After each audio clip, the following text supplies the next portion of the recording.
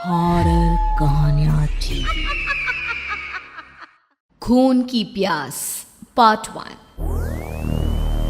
काली अमावस की रात थी और रात के गहरे सन्नाटे को चीरते हुए एक औरत के चीखने की आवाजें पूरे जंगल के शांत माहौल को दहशत से भर रही थी।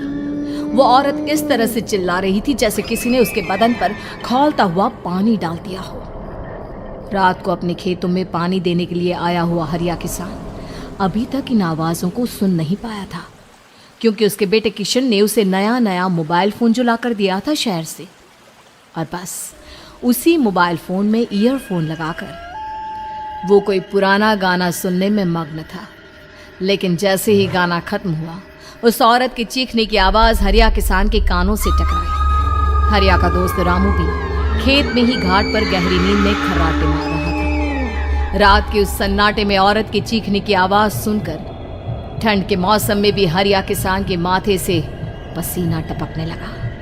रामू, अरे ओ रामू, अरे जल्दी उठ, क्या खर्राटे मारकर सो रहा है? अरे इतनी रात को ये जंगल में कौन औरत चीख रही है? पूरी तरह से चीख रही है। अरे क्या हुआ? क्या हुआ? कौन है? अरे भूत आ गया क्या? चोर आ गया क्या? अरे न चोर आया है न भूत आया है।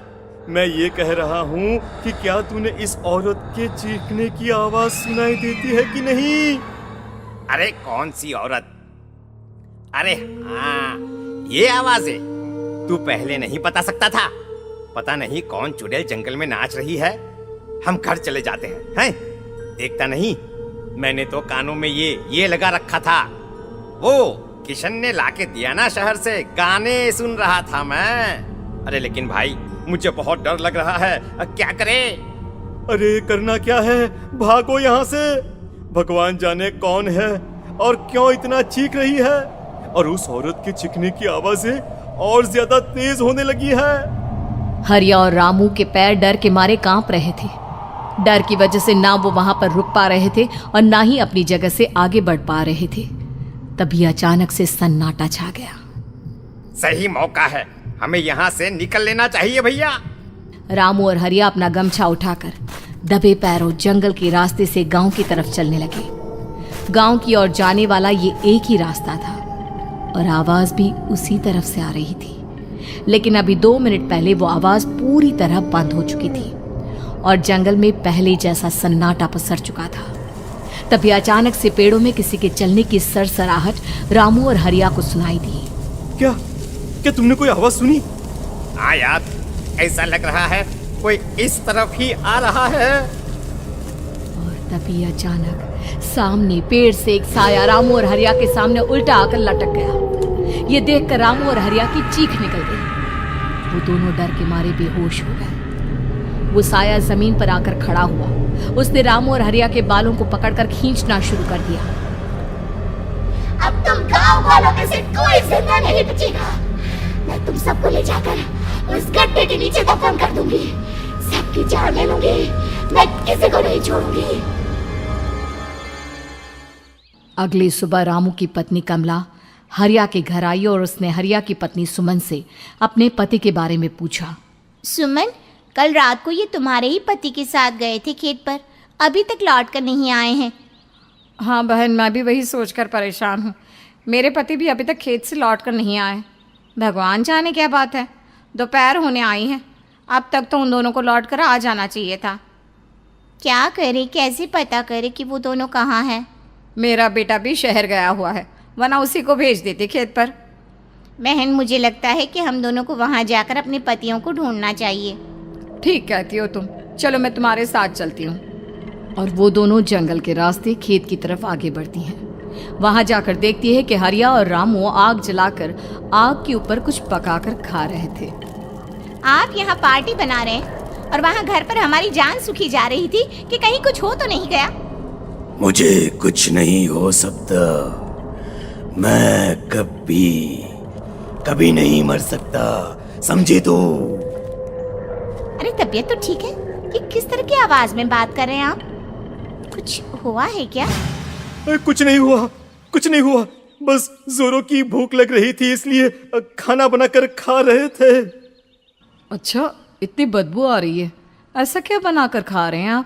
जरा हमें भी तो बताइए। अरे भाभी, क्यों परेशान हो रही हैं? मांस पकाकर खा रहे हैं। एक जंगली जानवर कल रात को खेत में आ गया था। हम दोनों ने उसे मार दिया और बस उसी का मांस पक रहा है। आप भी खाइए ना, बहुत बहुत ही स्वादिष्ट है। दिमाग खराब हो गया है क्या आप दोनों का? आप दोनों मांस कब से खाने लगे, और वो भी जंगली जानवर का? चलिए अभी कभी घर चलिए। चलेंगे चलेंगे, लेकिन पहले ये मांस तो खत्म कर ले। कुछ देर बाद रामू और हरिया कमला और सुमन के पीछे पीछे गांव की तरफ चल देते हैं। रामू और हरिया की आंखें पहले जैसी नहीं रही थी, उनमें कुछ बदल गया था। रामू अपनी पत्नी कमला के साथ घर चला जाता है और हरिया अपने घर आ जाता है। देखिए, आपने जो कुछ भी किया मैं उसके लिए आपको माफ़ कर देती हूँ, लेकिन आज के बाद ये रामू के साथ जाकर मांस पकाकर खाया ना, तो इस घर में घुसने नहीं दूंगी आपको। अरे दिमाग मत खराब करो, मैं वहां खाट पर लेटकर गाने सुन रहा हूँ, मुझे परेशान मत करना आप। इतना तमाशा खड़ा कर दिया, दोपहर तक घर लौट कर नहीं आए और अब गाने सुनने।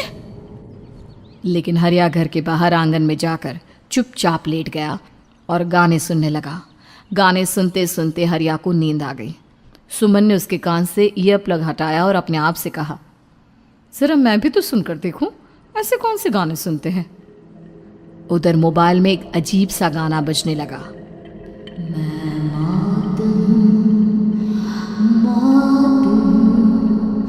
मौत जो पसरी है चारों ओर, जो आएगी कहीं से निगल जाएगी सबको। मैं मौत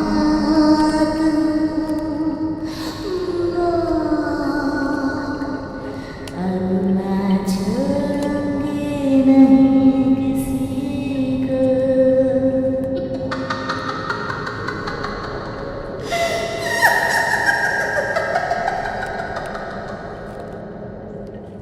सुमन ने घबराकर मोबाइल फोन दूर रख दिया। वो बुरी तरह से डर गई थी। तभी अचानक हरिया अपनी नींद से जागा और गर्दन टेढ़ी करते हुए सुमन के पास आया। क्या क्या कर रही थी? गाने सुन रही थी? वो ये कैसा गाना सुन रहे थे तुम मोबाइल के अंदर? मौत है, मौत। अरे ये सारी बातें छोड़ो और ये बताओ, आज शाम को तुम मेरे साथ खेत चलोगी? लेकिन क्यों? और तुम इस तरह से क्यों बात कर रहे हो? अपनी गर्दन सीधी रखकर बात करो ना। वो मेरी गर्दन में सोते सोते थोड़ा दर्द हो गया है। मेरे साथ आज खेत चलो ना। तुम्हारे साथ पूरी रात रहना चाहता हूँ। कैसी बात कर रहे हैं दिन दहाड़े? जरा भी शर्म नहीं आती क्या? अरे इसमें शर्माने वाली क्या बात है? तुम पत्नी हो मेरी। पूरी रात खेत पर रहता हूँ। मुझे भी तो तुम्हारे पास आने का हक है कि नहीं? अच्छा ठीक है, चलती हूँ आपके साथ खेत पर, लेकिन फिर उस रामू को मत बुलाना। अरे कैसी बातें कर रही हो? अगर तुम मेरे पास होगी तो मैं किसी को नहीं बुलाऊंगा, सिर्फ तुम और मैं और रात का सन्नाटा। शाम के वक्त हरिया सुमन को अपने साथ खेत पर ले जाता है। आसमान में चांद पूरी तरह से चमक रहा था। हरिया ने अपने खेत में बनी हुई छोटी सी झोंपड़ी के अंदर सुमन को अपने पास बिठा लिया और उसके बालों में हाथ फिराते हुए कहा, कितनी खूबसूरत हो तुम, बहुत सुंदर लग रही हो। एक चांद से भी ज्यादा सुंदर लग रही हो। ऐसी बातें मत करिए ना, मुझे शर्म आती है। अपनी आंखें खोलकर जरा मेरी तरफ तो देखो। अरे देखो तो सही। सुमन ने शर्माते हुए जैसे ही अपनी आंखें खोली, उसके होश उड़ गए। हरिया के बड़े बड़े दांत निकल आए थे और वो पूरी तरह से एक जानवर की तरह नजर आ रहा था। कौन हो तुम मेरे पति नहीं हो। कौन हो तुम? मुझे जाने दो। लेकिन हरिया ने सुमन के हाथ को कसकर पकड़ लिया। उसके नुकीले नाखूनों की वजह से सुमन के हाथ से खून बहने लगा था। बहुत दर्द हो रहा है, मुझे जाने दो। कौन हो तुम? क्या करना चाहते हो? वही जो एक आदमी एक औरत के साथ करना चाहता है, और उसके बाद मैं तुम्हें वहीं ले जाऊंगा जहां पर तुम्हारा पति है। क्या मतलब, क्या कहना चाहते हो? कहाँ है मेरा पति? जंगल के बीचों बीच उबलते हुए पानी के तालाब में, वही है तुम्हारा पति। चलो चलो, मैं तुम्हें उससे मिलवा देता हूँ, लेकिन उससे पहले तुम्हें मेरी प्यास बुझानी होगी। और इतना कहकर हरिया सुमन के ऊपर जानवरों की तरह टूट पड़ता है। आखिर कौन था वो जानवर, और क्या सुमन उसके शिकंजे से बचकर निकल पाई? जानने के लिए देखिए इस कहानी का अगला भाग।